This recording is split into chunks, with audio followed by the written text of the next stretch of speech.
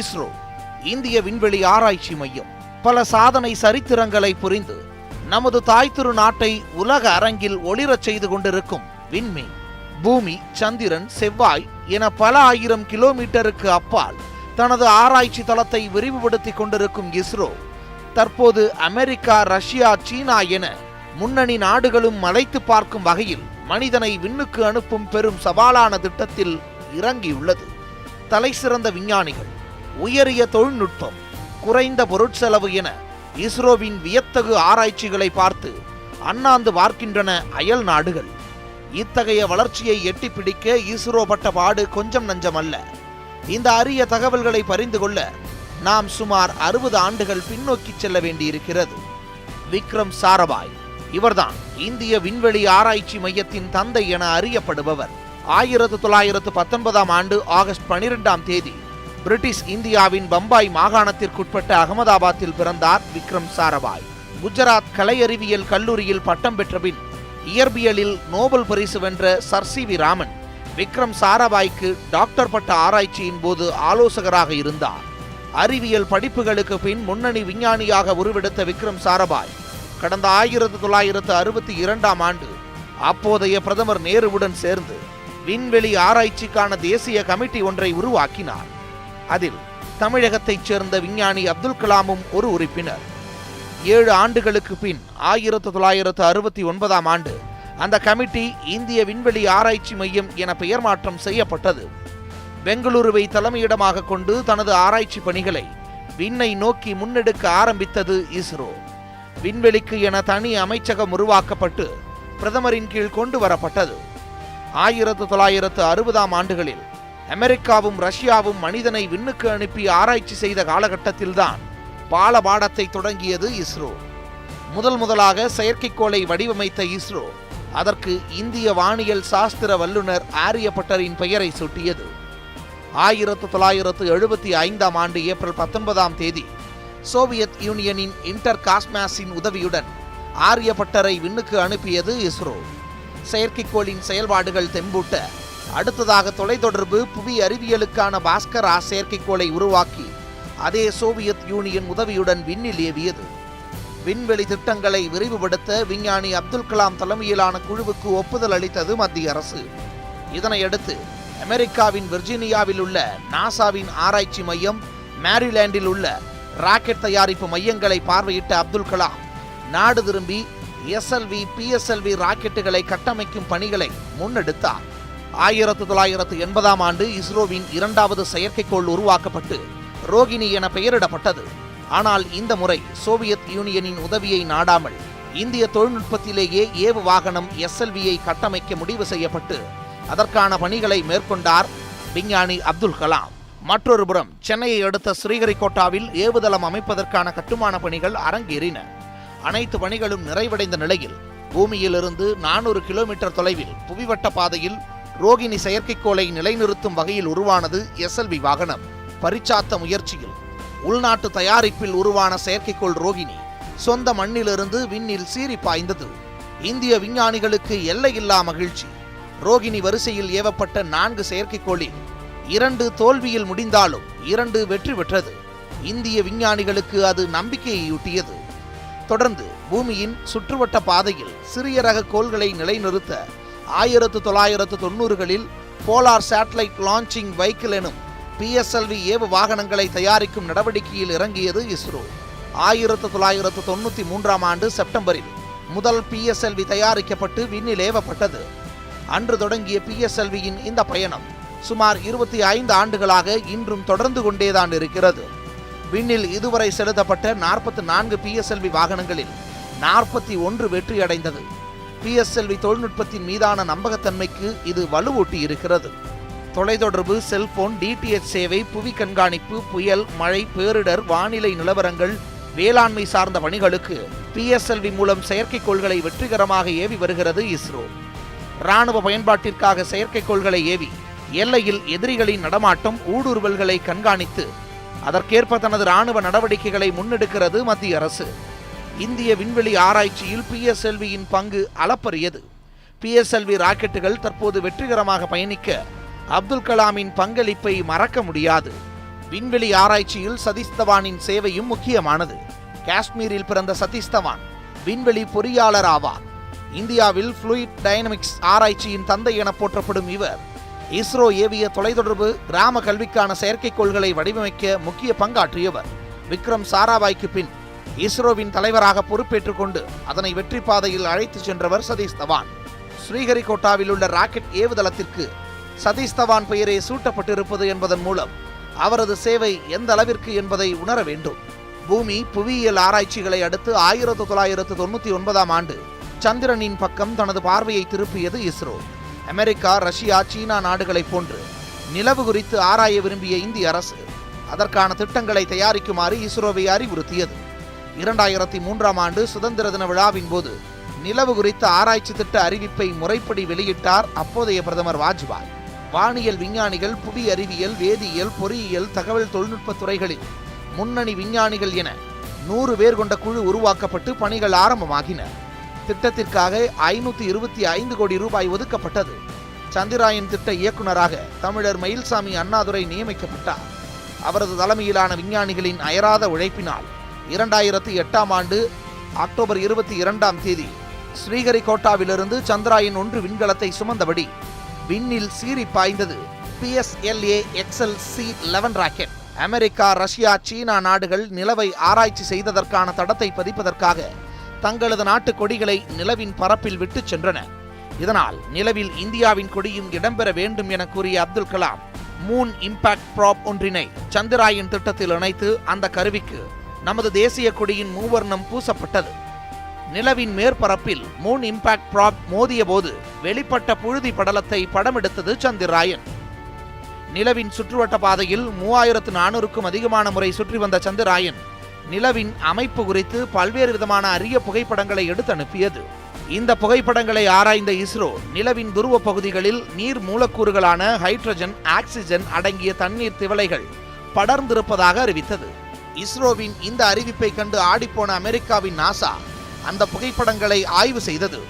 இறுதியில் இஸ்ரோவின் கண்டுபிடிப்பை ஏற்றுக்கொண்டது. 2 ஆண்டுகள் வரை செயல்படுமாறு கட்டமைக்கப்பட்ட சந்திராயன் 1 விண்கலம் ஓராண்டுக்குள், அதாவது 2009ஆம் ஆண்டு ஆகஸ்ட் 29 அன்று இஸ்ரோவின் கட்டுப்பாட்டு அறையின் தொடர்பு எல்லையை விட்டு விலகிச் சென்றது.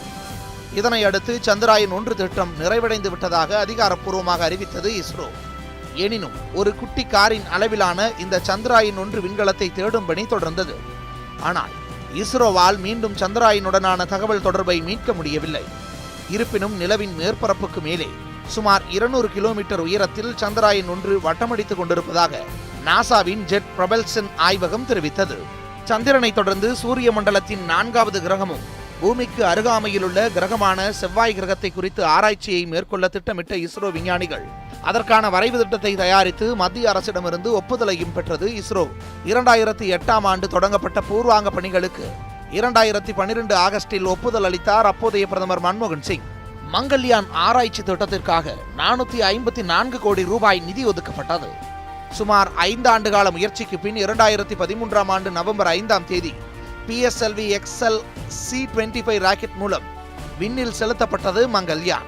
சுமார் 9 மாத பயணத்துக்கு பிறகு 2014ஆம் ஆண்டு செப்டம்பர் 24ஆம் தேதி செவ்வாய் கிரக சுற்றுவட்ட பாதையை அடைந்தது மங்கள்யான். செவ்வாய் கிரக சுற்றுவட்ட பாதையில் நுழைய முடியாமல் அமெரிக்கா, ரஷ்ய செயற்கைக்கோள்கள் ஆரம்ப நிலையில் தோல்வியை தழுவிய நிலையில் முதல் சோதனையிலேயே வெற்றிகரமாக செவ்வாயின் வட்டப்பாதையில் விண்கலனை இஸ்ரோ நிலைநிறுத்தியது.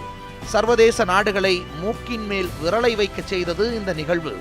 அதிலும் குறிப்பாக நாசா செவ்வாய் கிரக ஆய்வுக்கு செலவிட்ட தொகையை விட இஸ்ரோ 10 மடங்கு குறைந்த செலவில் திட்டத்தை நிறைவேற்றியது. விண்வெளி ஆராய்ச்சியில் இந்தியாவின் அசுர வளர்ச்சியை பறைசாற்றியது. செவ்வாய் சுற்றுவட்ட பாதையில் மங்கள்யான் நுழைந்து தற்போது 4 ஆண்டுகள் நிறைவடைந்து விட்டன. விண்வெளியில் நிலவும் சூழ்நிலைக்கேற்ப 2020ஆம் ஆண்டு வரை மங்கள்யான் செயல்படும் என எதிர்பார்க்கப்படுகிறது. இதன் மூலம் அமெரிக்கா, ரஷ்யா, ஐரோப்பாவை தொடர்ந்து செவ்வாய் கிரக ஆராய்ச்சியில் ஈடுபட்ட 4வது நாடு என்ற பெருமையை பெற்றுள்ளது இந்தியா. ஆசிய கண்டத்தில் செவ்வாய் கிரகத்திற்கு விண்கலத்தை அனுப்பிய முதல் நாடு என மார்தட்டிக் கொண்டது இந்தியா. இதனையடுத்து 2014ஆம் ஆண்டு செப்டம்பரில் செவ்வாய்க்கோள் குறித்த எதிர்கால ஆராய்ச்சிகளுக்காக ஓடோடி வந்து இஸ்ரோவுடன் புரிந்துணர்வு ஒப்பந்தம் செய்து கொண்டது அமெரிக்காவின் நாசா ஆராய்ச்சி மையம்.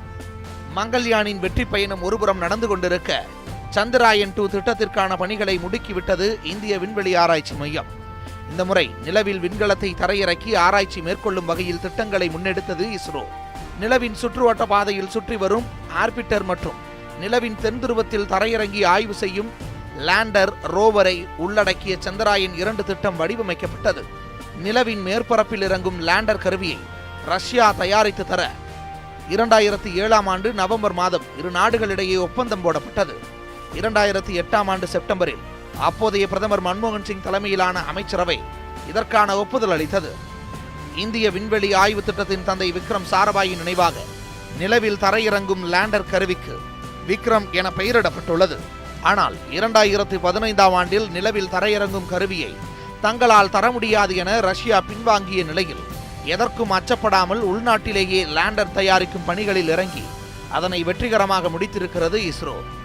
இந்த முறை சுமார் 3800 கிலோ எடையை ஏந்திச் செல்ல PSLV-யால் முடியாது என்பதால் கிரையோஜெனிக் தொழில்நுட்பத்தில் செயல்படும் GSLV Mark 3 ஏவு வாகனம் மூலம் சந்திராயன் 2 விண்கலத்தை செலுத்த நடவடிக்கை எடுக்கப்பட்டுள்ளது.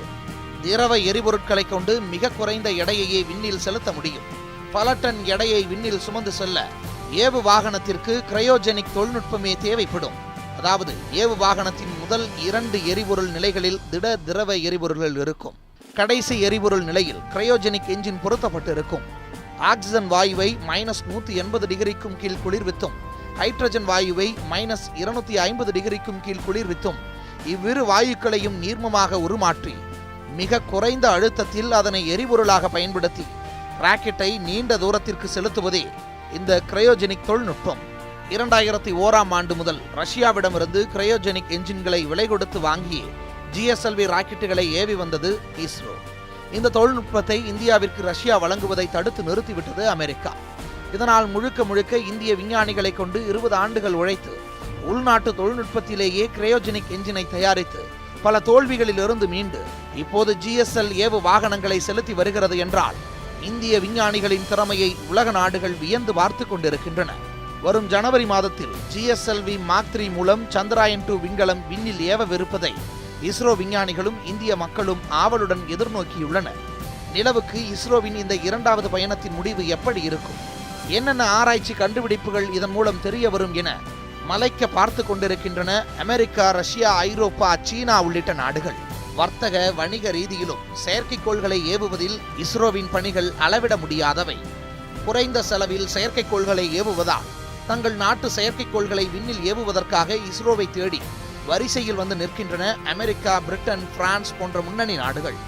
2017ஆம் ஆண்டு பிப்ரவரி 15ஆம் தேதி ஒரே நேரத்தில் 104 செயற்கைக்கோள்களை ஏவி இஸ்ரோ புரிந்த உலக சாதனையை இன்றளவும் எந்த ஒரு வல்லரசு நாடும் முறியடிக்க முடியவில்லை. இந்திய விஞ்ஞானிகளின் திறமைகளையும் மதிநுட்பத்தையும் கண்டு வியந்துள்ளனர் அயல் நாட்டு விஞ்ஞானிகள். இப்படி இஸ்ரோவின் சாதனைகள் ஒரு பக்கம் நீண்டு கொண்டே சென்றாலும் மற்றொரு பக்கம் மற்ற துறைகளைப் போல ஊழல், முறைகேடு, சர்ச்சைகள் தொற்றிக் கொள்ளாமல் இல்லை. வர்த்தக செயல்பாடுகளை கவனித்து வரும் இஸ்ரோவின் ஒரு அங்கமான ஆண்ட்ரிக்ஸ் பெங்களூருவைச் சேர்ந்த தேவாஸ் என்ற தனியார் நிறுவனத்துடன் செய்து கொண்ட ஒப்பந்தத்தில் முறைகேடுகள் நடந்திருப்பதாக சர்ச்சைகள் வெடித்தன. வெளிநாடுகளிலிருந்து சட்டவிரோதமாக 579 கோடி ரூபாய் அளவிற்கு அந்நிய முதலீடுகளை ஈர்த்ததாக புகார் எழுந்தது. அமெரிக்காவில் தேவாஸ் மல்டிமீடியா அமெரிக்கா என்ற பெயரில் சார்பு நிறுவனத்தை தொடங்கி முதலீடுகள் திரட்டப்பட்டன. முதலீடு, மானியம் என பல்வேறு வழிகளில் இந்தியாவிற்குள் நிதி கொண்டு வரப்பட்டன. இவ்விவகாரம் பெரும் புயலை கிளப்ப CBI அமலாக்க அதிகாரிகள் விசாரணை களத்தில் இறங்கினர். தேவாஸ் நிறுவன அலுவலகங்களில் அமலாக்க அதிகாரிகள் அதிரடி சோதனை நடத்தியதுடன் அந்நிறுவனத்தின் உயர் அதிகாரிகள் ரங்கநாதன் மோகன், தேசராஜு வேணுகோபால், நடராஜன் போன்றவர்களிடம் விசாரணை நடத்தப்பட்டு வாக்குமூலங்கள் பெறப்பட்டன. விசாரணையின் இறுதியில் ஆண்ட்ரிக்ஸ் தேவாஸ் ஒப்பந்தம் சட்டவிரோதமானது என அறிவிக்கப்பட்டது. சட்டவிரோத பணபரிவர்த்தனை சட்டத்தின் கீழ் சுமார் 80 கோடி ரூபாய் அளவிற்கு தேவாஸ் நிறுவனத்தின் சொத்துகளும் முடக்கப்பட்டன.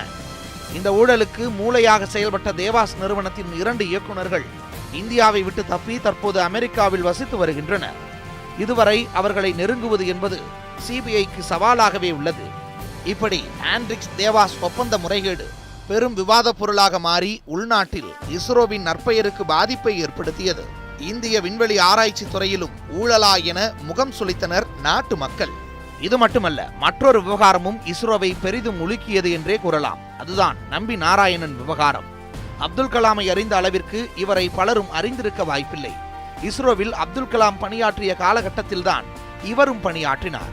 அப்துல் கலாம் குழுவினர் ராக்கெட்டிற்கான திட எரிபொருள் ஆராய்ச்சியில் ஈடுபட்டிருந்த போது திரவ எரிபொருள் ஆராய்ச்சியில் ஈடுபட்டவர் நம்பி நாராயணன். திருநெல்வேலியை பூர்வீகமாக கொண்ட நம்பி நாராயணன் எதிர்கால ராக்கெட் திட்டங்களுக்கு திரவ எரிபொருளின் முக்கியத்துவத்தை உணர்ந்து அப்போதே செயல்பட்டார். 1970ஆம் ஆண்டு வாக்கில் இவர் கண்டறிந்த திரவ எரிபொருள் மோட்டாரை பயன்படுத்தி 600 கிலோ எடை கொண்ட ராக்கெட்டுகள் ஏவப்பட்டு சோதிக்கப்பட்டன. இதனையடுத்து 1994ஆம் ஆண்டு கிரையோஜெனிக் என்ஜின் வடிவமைப்பு திட்டத்தின் தலைவராக பணியமர்த்தப்பட்ட நம்பி நாராயணன் அடுத்த 2 ஆண்டுகளில் கேரள போலீசாரால் கைது செய்யப்பட்டார். மாலத்தீவைச் சேர்ந்த மரியம் ரஷிதா என்ற பெண் கிரையோஜெனிக் திட்ட வரைபடங்களுடன் திருவனந்தபுரத்தில் கைதானது இதற்கு காரணம். இஸ்ரோவின் ராக்கெட் என்ஜின் தொழில்நுட்பத்தை பாகிஸ்தானுக்கு விற்க முயன்றதாக ரஷிதா மற்றும் நம்பியின் மீது குற்றம் சாட்டப்பட்டது. தொடர்ந்து நம்பி நாராயணனை கைது செய்து சிறையில் அடைத்தது கேரள போலீஸ். போலீஸ் காவலில் பெரும் சித்திரவதைக்கு ஆளாக்கப்பட்டார் நம்பி நாராயணன். அவருடன் பிற விஞ்ஞானிகளும் கைதாகி 1994ஆம் ஆண்டு நவம்பரில் சிறையில் அடைக்கப்பட்டனர். 3 மாதங்களுக்கு பின் ஜாமீனில் வெளியில் வந்தார் நம்பி நாராயணன். வழக்கை விசாரித்த சிபிஐ நம்பி நாராயணன் மீதான குற்றச்சாட்டுகள் பொய்யானவை என கூறியதால் வழக்கிலிருந்து விடுவிக்கப்பட்டார். கிரையோஜெனிக் தொழில்நுட்ப ஆராய்ச்சியின் போது நம்பி நாராயணன் திடீரென கைதானது ஏன்? மேலை நாடுகளின் சதியா என ஆழமான சந்தேகங்களும் கேள்விகளும் கிளம்பின. இந்த விவகாரம் குறித்து நாம் சற்று விரிவாக பார்க்க வேண்டியுள்ளது. 1992ஆம் ஆண்டு கிரையோஜெனிக் தொழில்நுட்ப பரிமாற்றத்தை இந்தியாவுக்கு வழங்க முன்வந்து புரிந்துணர்வு ஒப்பந்தம் செய்து கொண்டது ரஷ்யா. இதனால் ஆத்திரமடைந்த அமெரிக்க அதிபர் ஜார்ஜ் டபிள்யூ புஷ் இஸ்ரோவுக்கு கிரையோஜெனிக் தொழில்நுட்பத்தை வழங்கக்கூடாது என்றும் இல்லையெனில் பொருளாதார தடைகளை சந்திக்க நேரிடும் என்றும் ரஷ்யாவை மிரட்டினார். ஏற்கனவே கடும் பொருளாதார நெருக்கடியில் ரஷ்யா சிக்கியிருந்த நிலையில் அமெரிக்காவின் இந்த மிரட்டலுக்கு பயந்து இந்தியாவுடனான ஒப்பந்தத்தை முறித்துக் கொண்டார் அப்போதைய ரஷ்ய அதிபர் போரிஸ் யெல்ட்சின். இருந்தாலும் ரஷ்யாவின் சங்கடத்தை உணர்ந்த நம்பி நாராயணன் ஒப்பந்தம் ரத்தாவதற்குள் மீதம் தர வேண்டிய பணத்தை கொடுத்து ரஷ்யாவிடமிருந்து கிரையோஜெனிக் தொழில்நுட்ப வரைபடங்கள், வடிவமைப்புகள் மற்றும் கருவிகளை விரைவில் கொண்டு வர ஏற்பாடு செய்தார். கிரையோஜெனிக் பொருட்களை நம் நாட்டிற்கு கொண்டு வர ஏர் இந்தியா உதவியை நாடியது இஸ்ரோ. இது சிஐஏவுக்கு தெரிந்துவிட்டால் அமெரிக்க வான்வெளியில் நமது விமானங்களை பறக்கவும் தரையிறக்கவும் தடை விதிக்கப்படலாம் என அஞ்சிய ஏர் இந்தியா நிறுவனம் இஸ்ரோவின் கோரிக்கையை ஏற்க மறுத்துவிட்டது. இதனையடுத்து யூரல் ஏவியேஷன் என்ற தனியார் விமான நிறுவனத்தின் மூலம் ரஷ்யா தந்த பொருட்களை திருவனந்தபுரம் கொண்டு வந்தார் நம்பி நாராயணன். இப்படி அமெரிக்காவின் கண்ணில் மண்ணை தூவி கிரையோஜெனிக் தொழில்நுட்ப சாதனங்கள் எடுத்து வரப்பட்ட நிலையில் என்ஜின் கட்டுமான பணிகள் ஆரம்பமாகின. இந்த தருணத்தில்தான் நம்பி நாராயணனின் கைது படலம் அரங்கேறியது. இஸ்ரோவின் கிரையோஜெனிக் என்ஜின் திட்டப்பணிகளை தடுக்க வேண்டும் என்றால் ஒரே வழி அத்திட்டத்தின் தலைவராக நம்பி நாராயணன் தொடரக்கூடாது என்பதுதான் அப்போது சதிகாரர்களின் நோக்கமாக இருந்தது. இதனால் கங்கணம் கட்டிக்கொண்டு சதி வேலைகள் நடந்தன. 1994ஆம் ஆண்டு நவம்பரில் மாலத்தீவு பெண் ரஷிதா கைது விவகாரத்தில் நம்பியின் பெயரும் சேர்க்கப்பட்டது. திருவனந்தபுரத்தில் உளவுத்துறையில் இருந்த அதிகாரிகள் ஸ்ரீகுமார், மேத்யூ ஜான் ஆகிய இருவரும் நம்பியை கைது செய்யும் நடவடிக்கையில் இறங்கினர். இவர்களை பின்னிருந்து இயக்கியது யார் என்று பார்த்தால் மத்திய உளவுத்துறையின் துணை இயக்குநராக இருந்த ரத்தன் செகல் என்பவர்தான். உளவுத்துறையில் இவர் பதவியேற்றுக் கொண்ட 2 ஆண்டுகளுக்கு பின் அமெரிக்காவின் உளவு அமைப்பான சிஐஏவின் இந்திய ஏஜென்ட் தான் இந்த ரத்தன் செகல் என்பது வெளிச்சத்திற்கு வந்ததால் அதிர்ந்து போனது இந்திய அரசாங்கம். மத்திய உளவுத்துறையின் உளவாளிகளை வேவு பார்க்கும் கவுண்டர் இன்டெலிஜென்ஸ் குழுவினர் செகலை கையும் களவுமாக பிடித்ததை அடுத்து துணை இயக்குனர் பதவியிலிருந்து நீக்கப்பட்டார். இப்படி பின்புற வாசல் வழியாக இஸ்ரோவின் கிரையோஜெனிக் வெற்றியை அமெரிக்கா தடுத்ததாக தகவல்கள் தெரிவிக்கின்றன. Ready to fire, how India and I survived the ISRO spy case என்ற புத்தகத்தில் தனது இஸ்ரோ வாழ்க்கை பயணத்தில் தான் அனுபவித்த துயரங்களை விவரித்துள்ளார் நம்பி நாராயணன். இஸ்ரோ உளவு வழக்கானது வித்தியாசமானது. இதிலுள்ள சதிகாரர்களின் நோக்கங்கள் வெவ்வேறானவை.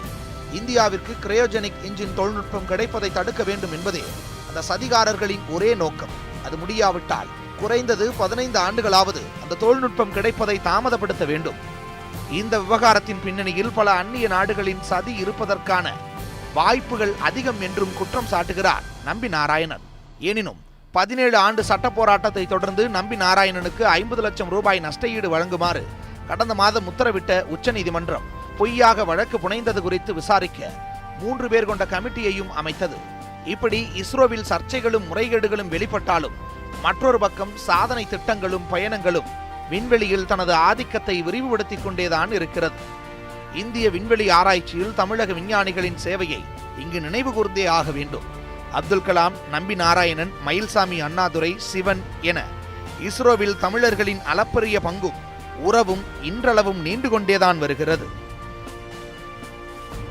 எல்லாவற்றுக்கும் மேலாக மனிதனை விண்ணுக்கு அனுப்பும் மிக பெரும் சவாலான திட்டம் தமிழர் சிவன் தலைமையில் தற்போது நடைபெற்று வருகிறது. ககன்யான் என பெயரிடப்பட்டுள்ள இந்த திட்டத்தை எந்த ஒரு நாட்டின் துணையுமின்றி செயல்படுத்த தீர்மானித்துள்ளது இஸ்ரோ. சுமார் 12,000 கோடி ரூபாய் இந்த திட்டத்திற்கு செலவாகும் என கணக்கிடப்பட்டுள்ளது. ககன்யான் திட்டம் சுமார் 5 முதல் 7 நாட்கள் வரை செயல்படும் திட்டமாக இருக்கும். பூமியில் துவங்கி சுமார் 16 நிமிடங்களில் தன் பயண இலக்கான விண்வெளியை ககன்யான் விண்கலம் அடையும். திட்டம் நிறைவேறியவுடன் 3 இந்திய வீரர்களையும் தாங்கிக் கொண்டு விண்கலம் அரபிக்கடல் அல்லது வங்கக்கடலில் வந்து விழும் என எதிர்பார்க்கப்படுகிறது. 1984ஆம் ஆண்டு ஏப்ரல் 2ஆம் தேதி ரஷ்யாவின் சோயிஸ் T-11 விண்கலத்தில் விண்வெளிக்கு சென்ற முதல் இந்திய விண்வெளி வீரர் ராகேஷ் சர்மாவின் பயணத்தை இந்தியர்களால் அந்த அளவு எளிதில் மறந்துவிட முடியாது. அவரது விண்வெளி பயணமும் இந்தியா மனிதனை தன்னிச்சையாக விண்வெளிக்கு அனுப்பும் இந்த திட்டத்திற்கு ஒரு தூண்டுகோல் என்றே சொல்லலாம். ராகேஷ் சர்மாவின் விண்வெளி பயண அனுபவங்களும் இஸ்ரோவின் இந்த திட்டத்திற்கு கூடுதல் வலு சேர்க்கும். திட்டத்திற்கு தேவைப்படும் 3 வீரர்களையும் இஸ்ரோ மற்றும் இந்திய விமானப்படை தேர்வு செய்யும் எனவும் அறிவிக்கப்பட்டுள்ளது. அவர்களுக்கு பயிற்சி அளிக்க அண்மையில் ரஷ்யாவுடன் ஒப்பந்தம் செய்யப்பட்டுள்ளது. 2021ஆம் ஆண்டு இந்திய திருநாடு தனது 75ஆம் ஆண்டு சுதந்திர தினத்தை கொண்டாடும் வேளையில் மனிதனை விண்ணுக்கு அனுப்பும் திட்டத்தை செயல்படுத்த விரும்புகிறது மத்திய அரசு. விண்வெளி அரங்கில் இந்தியாவின் பெயர் கொடிகட்டி பறந்து கொண்டிருக்கும் இந்த வேளையில் மனிதன் விண்ணுக்கு பறக்கும் மிக சவாலான இந்த திட்டமும் வெற்றியடைய நியூஸ் 7 தமிழின் வாழ்த்துக்கள்.